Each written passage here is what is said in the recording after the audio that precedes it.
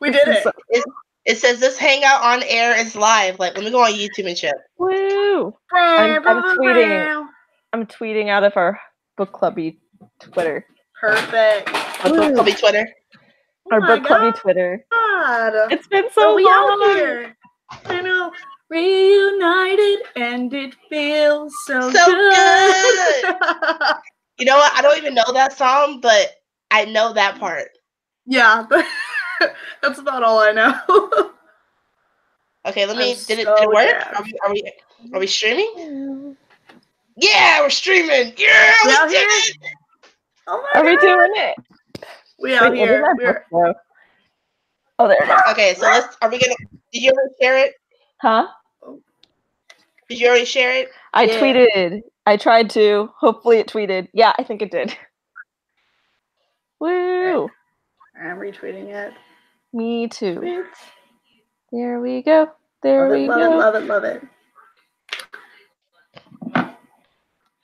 Orpie and I went for a super huge walk today, but I think she's got her second wind, so you may hear barking. No worries. My dog is over here. Wait. He's right there. He's sleeping. Orpie is on the bed. There she is. Hi, Orpie. She's so cute. Oh, grandma. He's looking at me now. Hi, baby. He doesn't want to be on camera. He's shy. That's okay. He's a shy boy. We're live. I'm so excited to talk about this book. Oh, I'm glad you guys enjoyed it. Yeah, it's this book. It's a lot. It was a lot. It was definitely really a lot. Good. Yeah, it was a lot. I listened to it on audiobook, and I couldn't. It was pretty good. They had 2 separate narrators for Rashad and Quinn. Yeah, I like his name, right? Yeah, so they had 2 separate narrators, which I thought was good because the difference in their personality and their struggle and what they're going through would not be. I don't think it would work with just one audiobook narrator. Yeah, for sure. I really like when they switch it for different point of views. Yeah, I think that's just the way to go.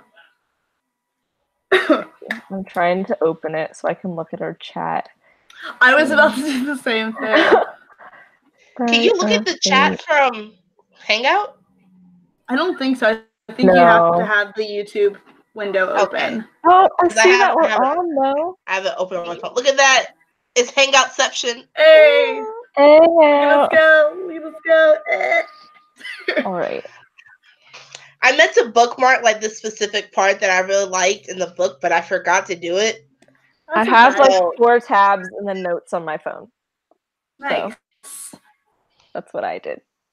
So, do you guys want to wait a couple more minutes, or you just want to hop to it? Who do we got in? Do we have anyone in here? I don't know. I think we have a couple people. All right.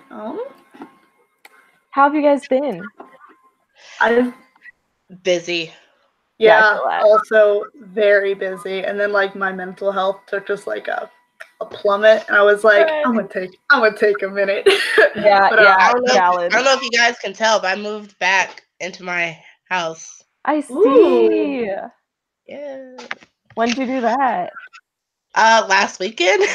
Ooh, nice. Recent, yeah.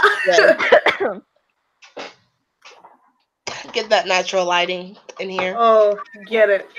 I have some. This is all natural lighting. Oh wait, my bedroom light's on, but it doesn't change if it's on during the day. So nice. Never mind. It's blue. Woo! I don't know. I feel like we could hop in. Yeah, we can. Do you guys want to start with announcing the April book? Heck yeah, we can. I think that we left my copy at home, so I need to figure out how to get it back here. But I just picked my copy up from the library. Let me go grab it. Cool. Right. First of all, let me say hey to everybody that is joining us for the live show. What's up? How you guys doing?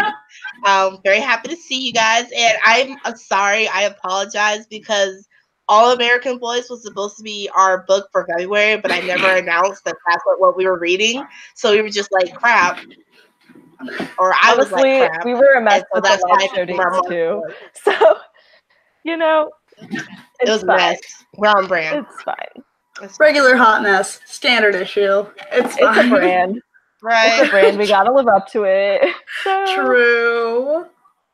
Yeah. But yeah,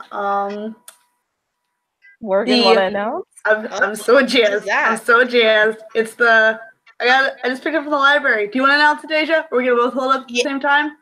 Yeah. All right, you ready? 1, 2, 3. So the book that we're reading for the month of April is A Very Large Expanse of Sea by Tahira Mafi. I'm so jazzed. I am too. I'm not gonna lie. I already started reading it. I have not. Neither have I. I just picked it up from the library today because my library holds have been like so bonkers recently. Like, damn. But it's fine. It's gonna be great. Our live show date, we haven't decided on it yet. It'll probably be like the beginning of what month is it right now? May. Yeah, because it's April right now. That's where we're at. It'll be beginning of May-ish. Mm-hmm. Yeah. So stay tuned for that. Make sure to follow us on the Twitter. It's Hot Mess Book Club on Twitter. Yeah. All of it should be down in the details below. If not, I'll edit it after we're done with the live show. Yeah. Perfect. Follow us there, because then you'll get to know when everything is. And we'll announce the book there again, too. Yeah. Yes. And maybe be more active and do some reactions or I don't know, whatever we feel like doing throughout the month of April. Oh, shoot. I'm about to say, once summer rolls around, we'll be more active. But right now, it's like school, work, life. I know. It's a mess. My store opened this past weekend. So that's like exciting, though. Congratulations. I know. Thank you. And because like Starbucks does that thing where they like pay for college, I'm about to go back to school and like gotta get that money. That shmoney. That Starbucks shmoney. Okay, I'm sorry, real quick. So I went on Twitter to like see if like anybody had noticed it. But first of all, shout out to like Kevin from Storyglyph, because oh my god, yes, my king, yes, like killing it.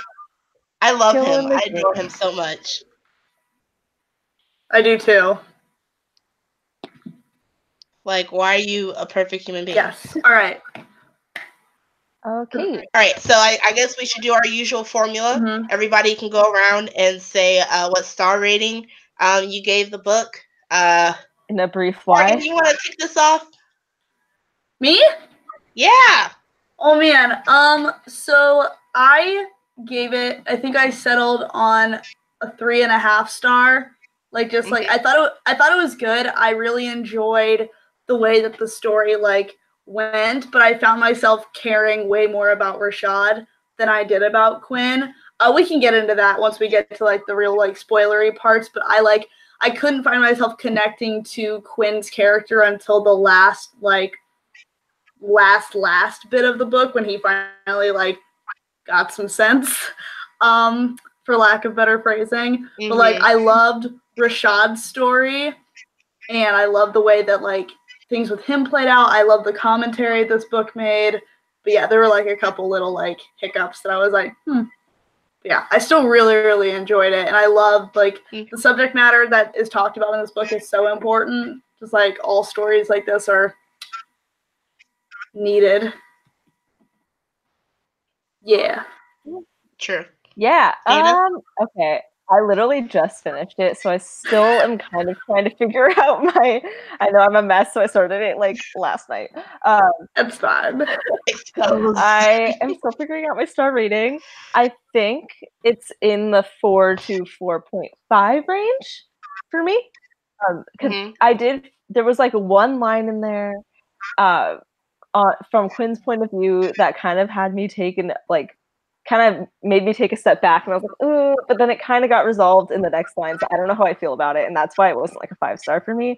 I felt like both sides brought up really important issues, and it's a really relevant topic that needs to be discussed, and I feel like this book brings up all of the talking points, or most of them, which I really appreciated, and I liked the way it was written, which I'll talk more about, but I thought the way it was written was really accessible for people. So yeah, like 4 to 4.5 stars from me. Okay. I have already read this book. For the people on my channel that have like watched my review of like this and then the other 2 books I did with it, you guys know I gave it a 4.5. It's still a 4.5. And in the same reason still stands for me. Quinn's character arc fell kind of flat for me, but the story made up for it in a lot of other points, like Dana said that it touched on.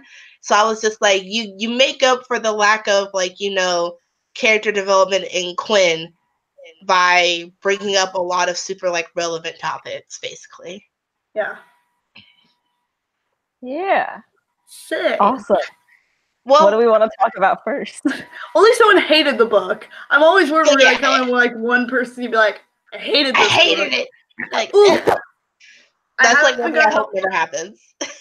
What did you guys rate What If It's Us? Because I haven't watched the live show yet, and I wanted to like ask you guys what you rated What If It's Us. I feel like I did a 5 out of 5. I don't know. I loved that book. I don't remember.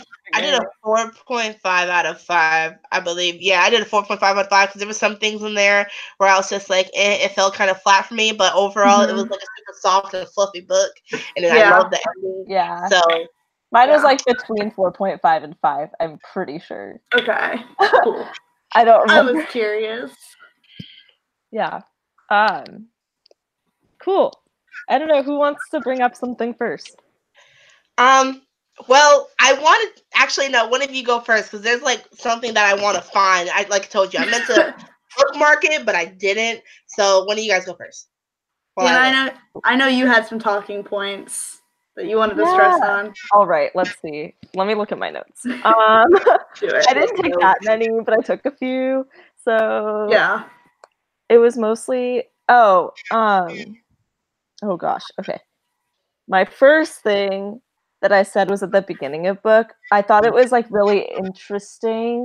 Like I thought the father's character, Rashad's father, was really interesting. Yeah, especially at the beginning. So I guess maybe talking about him on pages like 49 and 50. This was the first thing I noted, and he was like kind of talking to Rashad about like, don't you remember what I told you? Like you look like this kind of person. And I thought it was really interesting that even though he's a person of that group, like the preconceived notions he still has and like kind of acceptance of certain stereotypes that still exist. Yeah.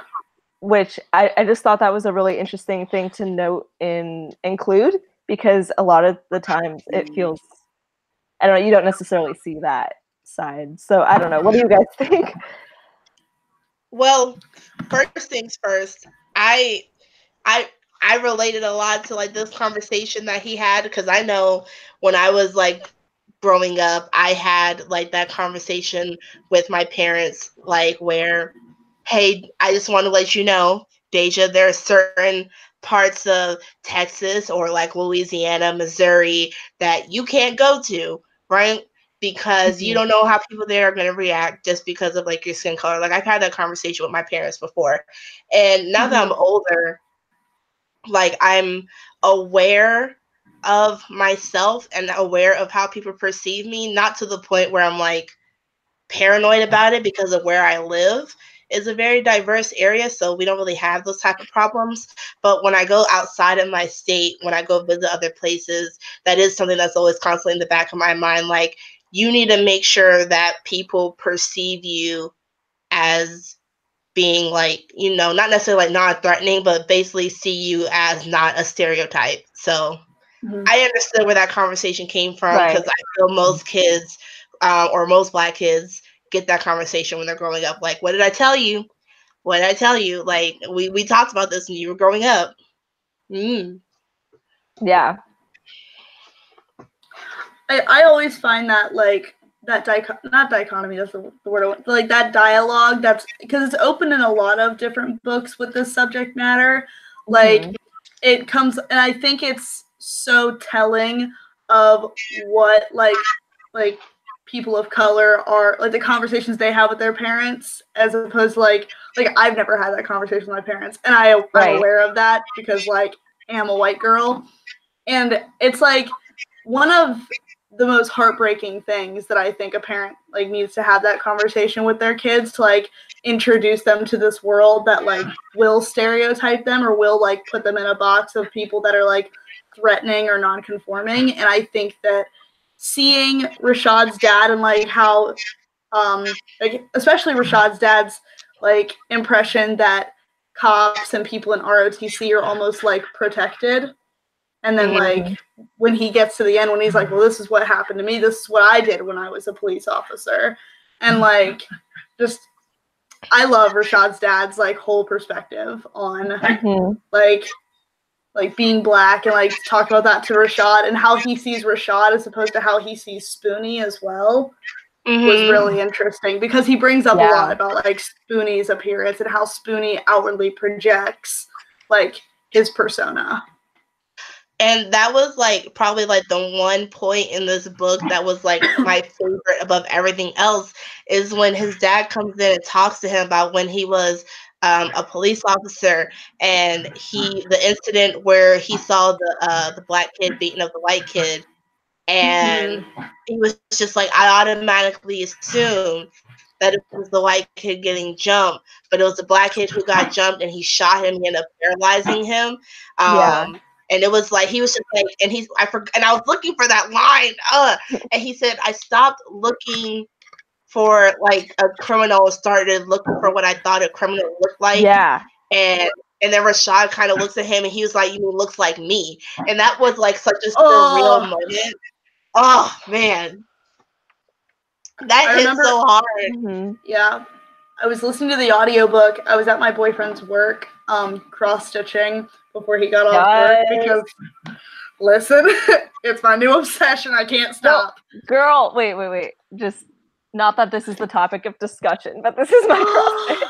Girl, that's so pretty. Thank you. I have a kit at Michael's, and it's going to light the world. Anyways, I understand. Love that. But I was like listening to it, and when that part happened, I just like set my stuff down, and I was like, I had chills everywhere, and I was like, oh my god, like just how Rashad's dad has like perceived himself as like when I was in the army, when I was in ROTC, when I was a police officer, and it's like he has the perspective of like him being a black man and also still like falling into that like prejudice and stereotyping like persona of being a police officer, and I thought that was so beautifully executed. Like it was so good, and his overall awareness too. Yeah, that like, and he's like, that's why I quit, because I found myself kind of falling into this like systematic problem of what's it called? Oh God, I'm blanking. Of judging, you know that word that's like judging people because of what they look like. I know this is a real word. Profiling? Yes, profiling. Thank you. Of like racially profiling people. So I can't believe I forgot that word. That's fine. And then on top of that, when he was talking about how you'll never know what it's like to like have to like kiss your family in the morning, not knowing whether or not you'll see them again. And I'm just like, I appreciate the fact that both Jason Reynolds and Brendan Kiely put in like the officer's perspective. And not only that, but the perspective of like a black officer, and saying that it's not just white police officers, it's police officers in general. And it's not because they're, just don't like black people. It's because they do this job for so long that their brains start seeing a pattern and they can't unsee it. And so rather than treating every situation objectively, and that takes a lot because like he said, there's a lot going through. No, what was that? That was in The Hate You Give, where the uncle was just like, there's a lot going through your mind. Does he have a weapon? Is he going to use it? Is there somebody in the car? Is she okay? He was like, and there's a lot that goes on in like these officers' minds. And I was just like, this is so amazing. I love this. It was so good. Yeah. Yeah. Amen to that. Yeah. Right? Snap. Snap. Oh, tears. Yeah.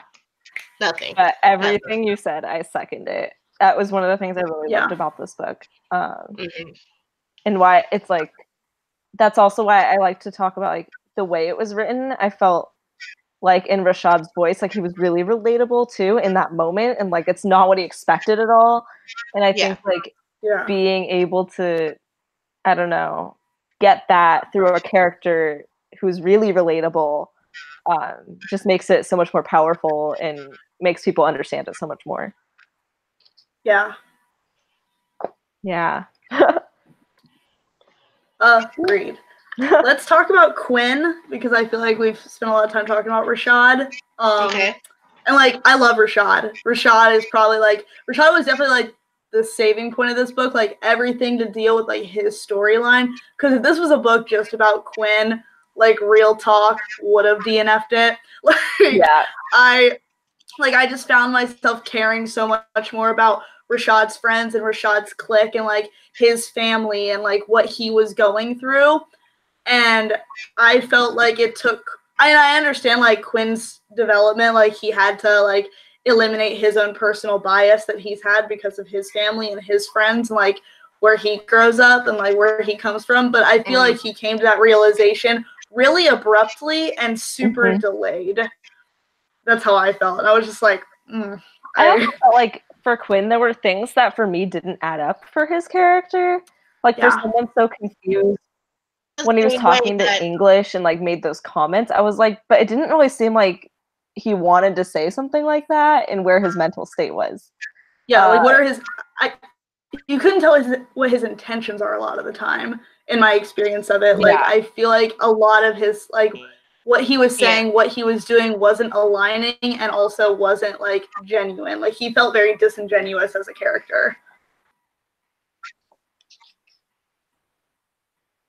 I think Deja wanted to say something. When you said that, like the Porpy. My wait, hold on, Deja. I can't really hear you. Where did she go? Oh no, where'd she go? Deja, come back. We want to hear what you have to say. I know. Was it breaking up for you too? It was, yeah. Okay, maybe she like lost Wi-Fi or something. Maybe. Until she comes back. Once she comes back, she can continue, I guess. Yes.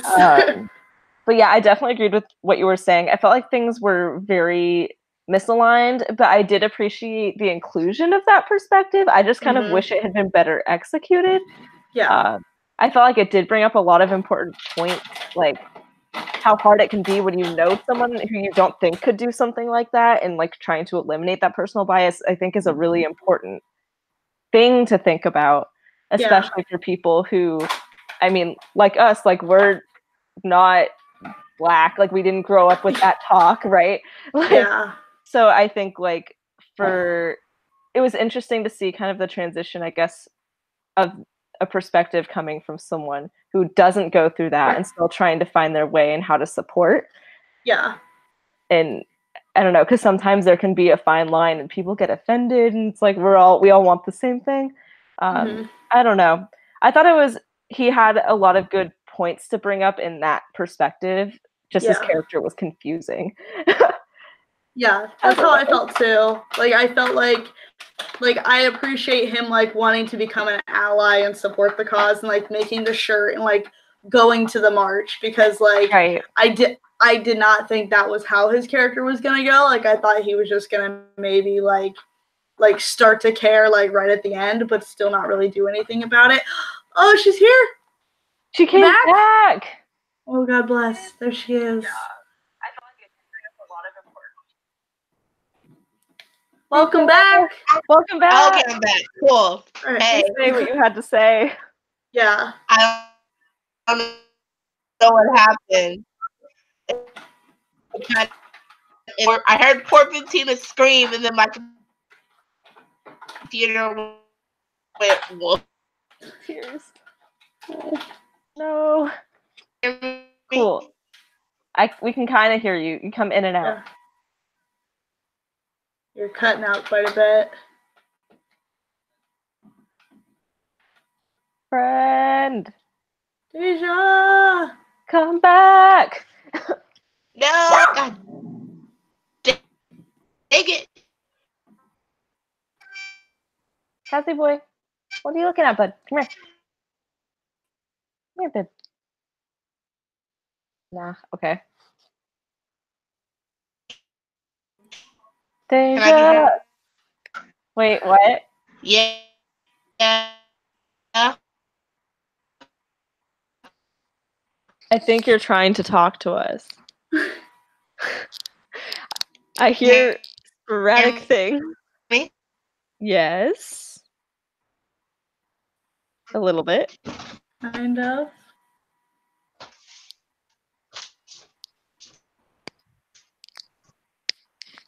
I wanna know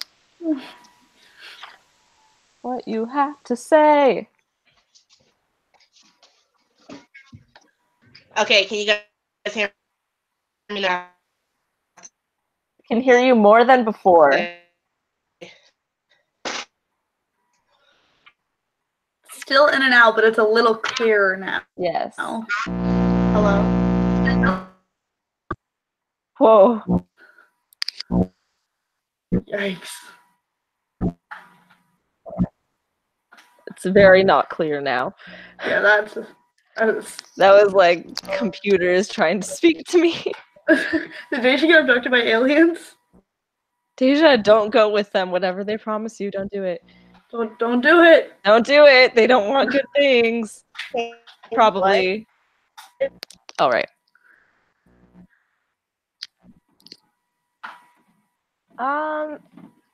Deja, are you back yet?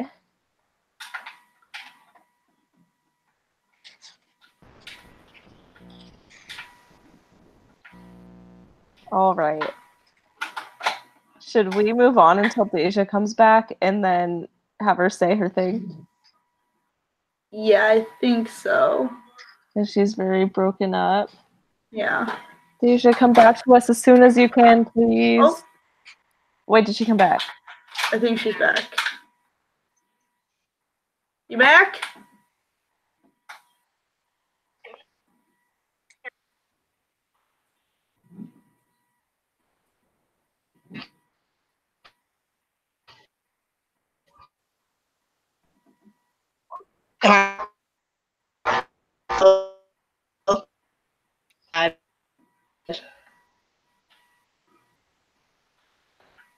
Hello?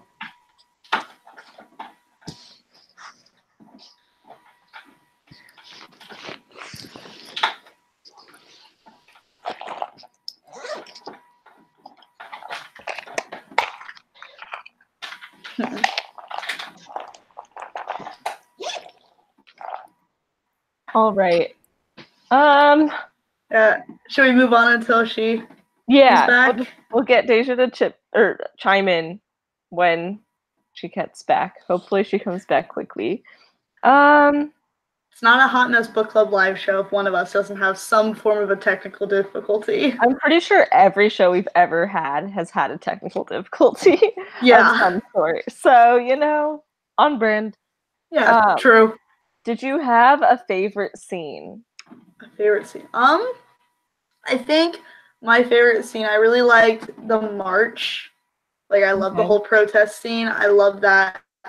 Like, I love how topical it felt because, like, they were yelling out the names of, like, victims of police brutality who were killed by the police. They mentioned, like, Michael Brown. I think they mentioned, like, Tamir Rice. And, like, that really hit me. Like, that's a trope. Not really a trope, but it comes up a lot in books with this subject matter. And every time it happens, it gets me.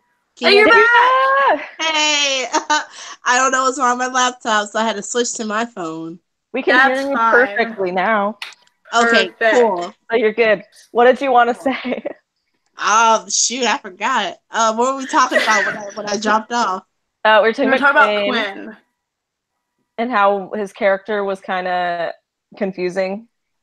Yeah. I was saying that I agree with Morgan and that his kind of like his epiphany kind of came like at a random point and it was very like slow going, but hello?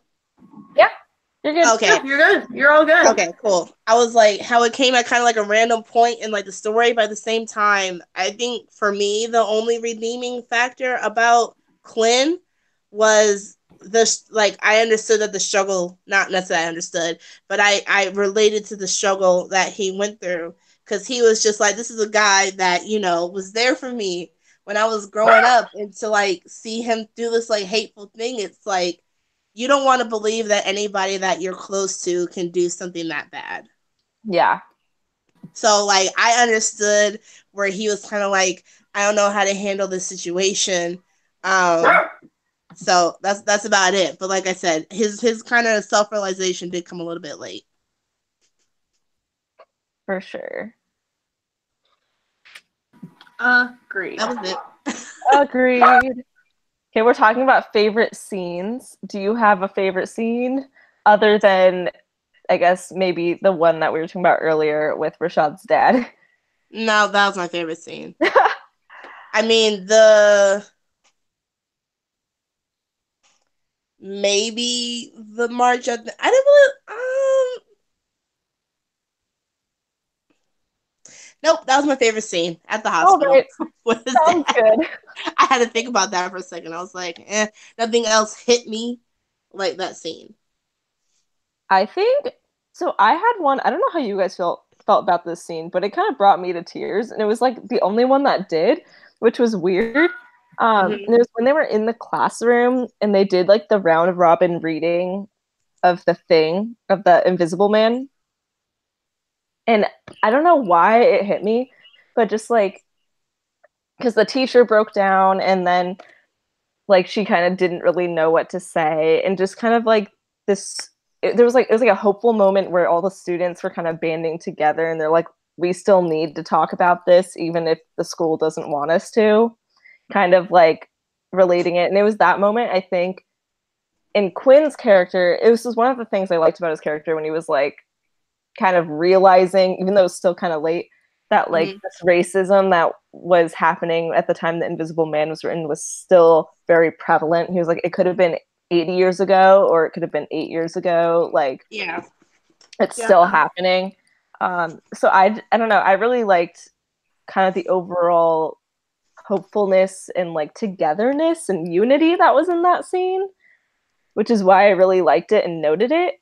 Other than, of course, like I loved the scene with Rashad's father and the protest was really good. Although that happened really fast for me. I kind of I felt like I wanted it a little bit more from it. But I really liked how they like the part where they were reading out all the names and stuff. Yeah. Hold on, my phone is dying. That's no, fine.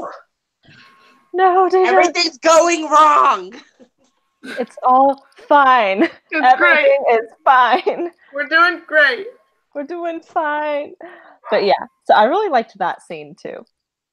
That was a good scene as well. I really, really liked that scene. Yeah. So that was one of my things. Oh, I also liked the theme of like, or like the inclusion of how the media attention affects people who are victims or survivors of police brutality, and kind of how Rashad's whole family reacted really differently to it. Like Rashad was kind of like, I don't know how to feel about this, and his mom was like also kind of unsure. And I don't know, I thought that, and Spoonie was like, no, we need the media attention, like we need to get our narrative out there. So I thought that was really interesting. It was a little bit too much for me. Like I understood like Spoonie's character, but I was just like, I feel like he was coming at this, from the wrong place. There's a time to rally, and then there's a time to kind of like, take a step back and just be supportive. Yeah. Yeah, he was definitely kind of intense. He was. Very much so. But I think he had like the right to be. Like I think I think that was to show like that he's been through it enough to where like his anger, like he's not just gonna hide it and pretend like everything is fine. Because like in my experience of how Spoonie like relates to like Rashad and Rashad's parents and stuff, like he talks to them like they see everything through rose-colored glasses. And I feel like his anger comes from a place of like, why doesn't anyone else see what I'm seeing? Right. And I think that's why like he's so like over the top and gets so upset like super easily. So in that way, like I definitely understand his character and where he's coming from. Mm-hmm. I don't know. For me, I think that this live show is gonna be a mess. For me, when it comes to like Spoonie's character, and I think for the most part, a lot of the characters in these books are caricatures of people's responses when these situations happen. Right? It's like you either have like the what's the name of